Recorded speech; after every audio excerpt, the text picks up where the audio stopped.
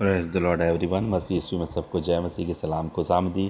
प्रियो, आज का वचन है नीति वचन 6 अध्याय उसका 6 पद कहता है, हे आलसी चींटियों के पास जा, उनके काम पर ध्यान दे और बुद्धिमान हो जा।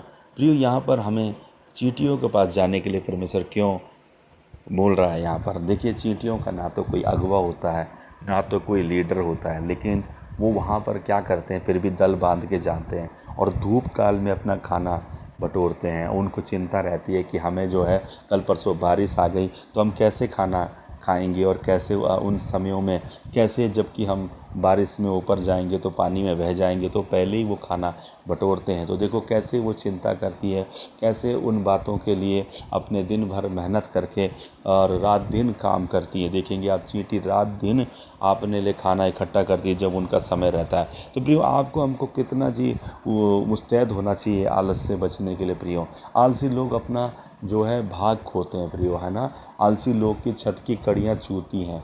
वो आज की जगह कल करता है, कल की जगह परसों करता है।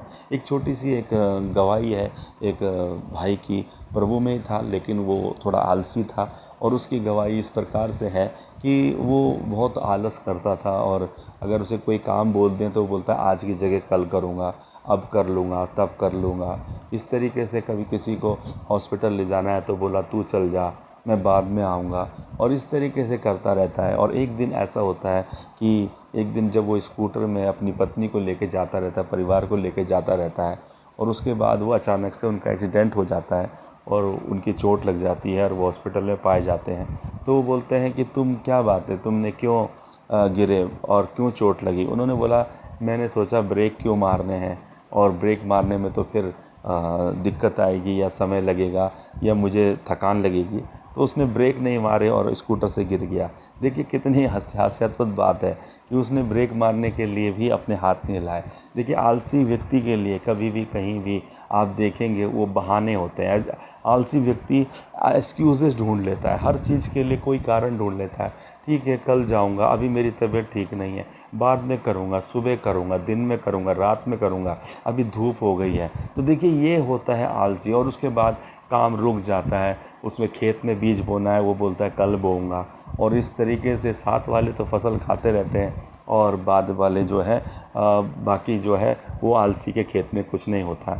एक पुरानी कहावत भी आपने देखी होगी कि जब एक बार गिलहरी और कौवे की बात हुई, और गिलहरी जो है खेती कर रही थी, और वहाँ पर हम देखते हैं कि उसने खेत में अपना जो है खेत में सब कुछ बोया है ना, और उसकी खेती हो रही थी, और कौवे को बोलती थी कि कौवा तू काम पे चल जा और तू भी खेती कर ले, और कौवा कहता है तू चल मैं आता हूँ।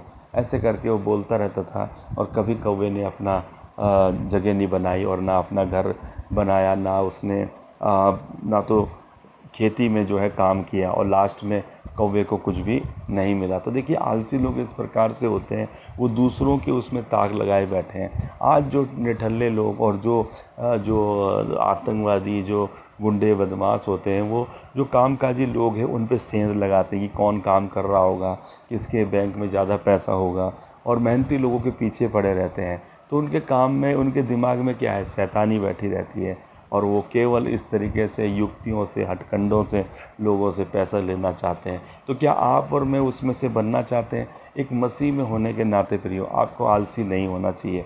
प्रियो, आलसी होने के कारण आपको एक बहुत बड़ी समस्या भी उठानी पड़ सकती है। हम देखते हैं दाऊद के विषय में, राजा दाऊद के विषय में देखते हैं कि जिस समय पर राजा लोग नए साल जैसे ही होता था, और उन नए सालों में, और वो उस समय राजा लोग सभी युद्ध करने के लिए जाया करते थे।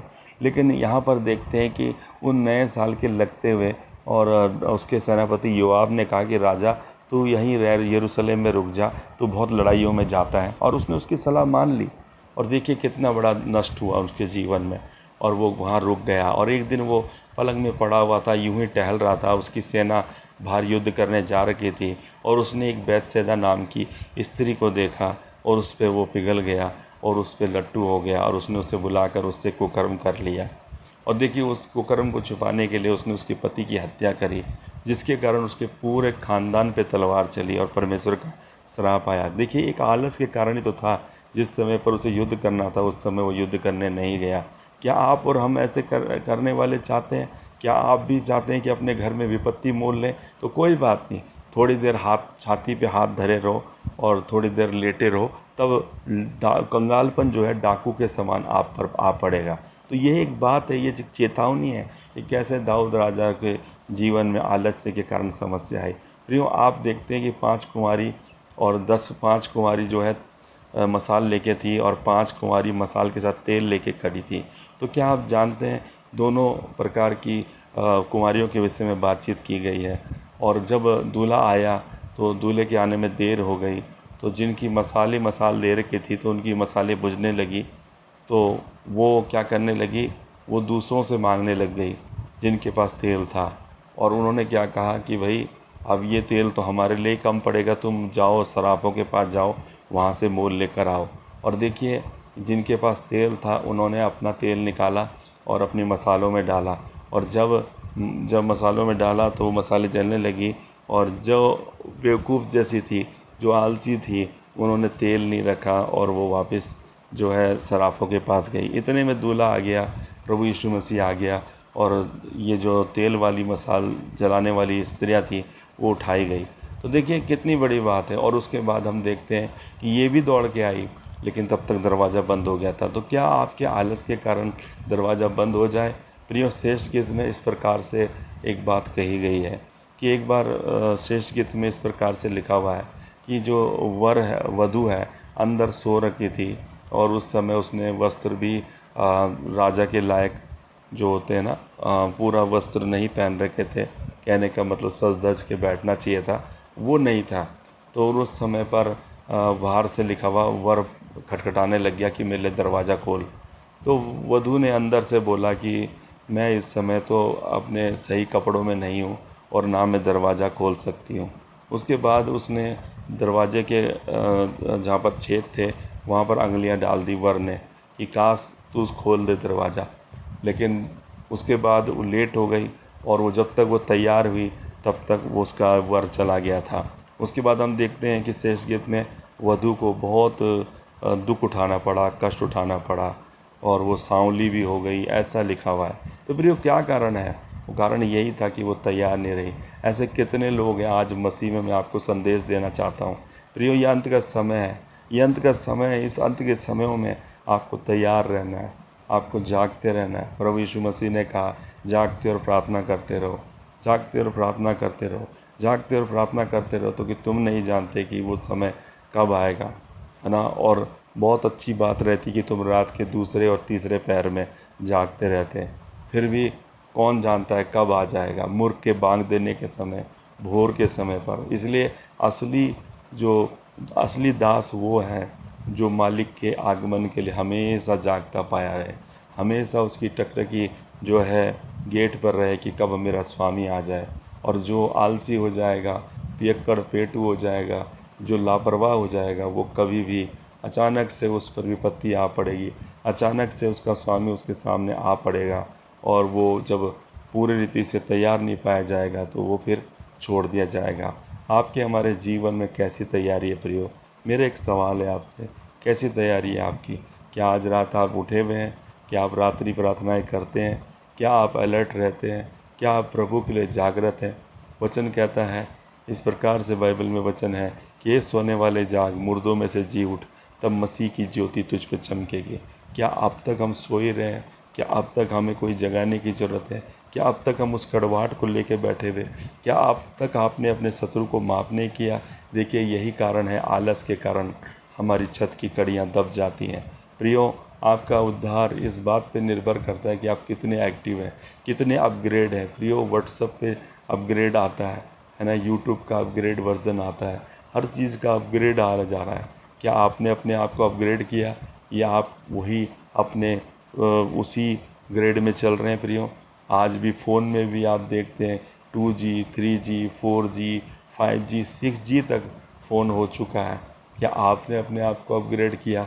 आलसी लोग अपने आप को कभी अपग्रेड नहीं करते, वो पुराना राग ही लेके बैठे रहते हैं, पुरानी बातों की रट लगा के बैठे रहते हैं। प्रियो, आलसी लोग अपना भाग खोते हैं, आलसी लोग अपना भाग खोते हैं, आलसी लोग अपना भाग खोते हैं। प्रियो, मैं प्रार्थना करता हूँ, प्रभु ऐसा ना हो पिता है ना। और कितने लोग ऐसे हैं जो प्रयास करने में आलसी हो जाते हैं। कई बार लोग पहनाई करना भूल जाते हैं। कितनी बार लोग पहनवाई करना भूल जाते हैं। जब परमेश्वर आपको बुलाता है, लोगों की सेवा के लिए बुलाता है, कितनी बार आप पानी पिलाने में कष्ट करते हैं, कितनी बार लोगों को खाना खिलाने में कष्ट करते हैं, है ना। और लोग आपके घर में आते हैं और लोग आपके घर में यही तो देखते हैं और आप आलस कर देते हैं, और जिससे क्या होता है, आपकी रेपुटेशन ख़राब होती है, आपको मिलने वाली आशीषें चूक जाती हैं। प्रियो, कई बार हमारे जीवनों में इस प्रकार का दौर आता है कि जब परमेश्वर हमें मौका देता है, हम अब्राहम को देखते हैं। अब्राहम ने जब देखा कि उसके द्वार पर 3 दूत खड़े हैं और वो जा रहे थे, तो अब्राहम ने उन्हें ज़बरदस्ती रोक लिया और कहा कि यहाँ पेड़ के नीचे खड़े बैठ जाओ और मैं पंखा करता हूँ, थोड़ा सा एक टुकड़ा रोटी खा लो और थोड़ा सा अपने जी को ठंडा करो, है ना। और पानी ले आओ, मैं थोड़ा अपने जी को ठंडा करो। क्या वो उतना ही गया? उसने एक पूरा का पूरा वो क्या बोलते हैं, बकरा काटा, उसके बाद उनको दिया। उसके बाद उसने दूध का कुप्पा बनाया, 5 किलो आटे की रोटियां बनाई उन 3 लोगों के लिए।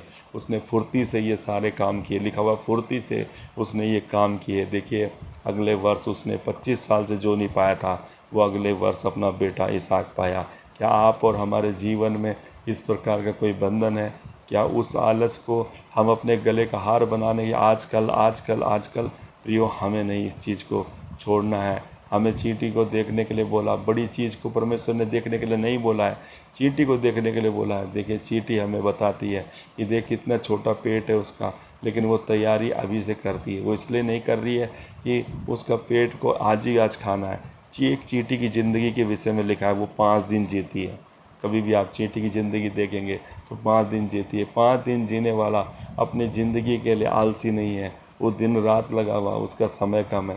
क्या आपका और हमारा समय कम नहीं है इस पृथ्वी पे? क्या प्रभु का आगमन निकट नहीं है? प्रभु का आगमन प्रियों पे इस पृथ्वी पे, तो आपको अपने कमर बांध लेनी चाहिए। अब समय है प्रियों, उठ खड़े हो, जागृत हो, उत्साहित हो, परमेश्वर के लिए खड़े हो।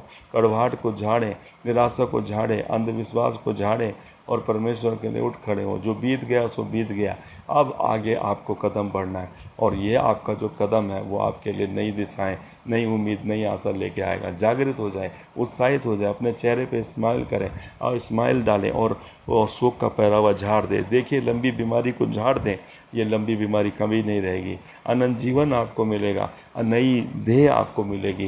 पुरानी बातें बीत गई, प्रभु कहता है मैं सब कुछ नया कर दूंगा। आशावान हो प्रियो, आशावान हो। और जब आप आशावान होंगे, आपके अंदर जागृति होगी, अपना आपका चलना उठना बदल जाएगा और परमेश्वर आपको मसीह के सदृश अंश अंश करके बदलता जाएगा। हालेलुया। और ताकि आप मसीह के जैसे देखें। हालेलुया। मैं प्रार्थना करता हूँ प्रभु, ऐसा कोई भी व्यक्ति है जिसके जीवन में मेरे प्रभु इस प्रकार से आलस की आत्मा ने उसे जकड़ रखा है, जो वचन उसने सुना है मेरे प्रभु उसे आज़ादी दे। मेरे प्रभु, आलसी लोग अपना भाग खोते हैं, प्रभु ऐसा ना होने दे पिता। मेरे प्रभु, मैं प्रार्थना करता हूँ लोग बुद्धिमान हो और एक्टिव हों और फुर्तीले हों, और प्रभु वो कर्मठ हो मेरे पिता, और प्रभु उसमें थके ना मेरे पिता। और प्रभु ऐसे प्रार्थना करता हूँ कि ऐसे ही लोग बन जाएं पिता। जो लोग वचन को सुन रहे हैं उनके जीवन में ये वचन 100 गुना फल लाए। यीशु के नाम से आमीन, आमीन, आमीन।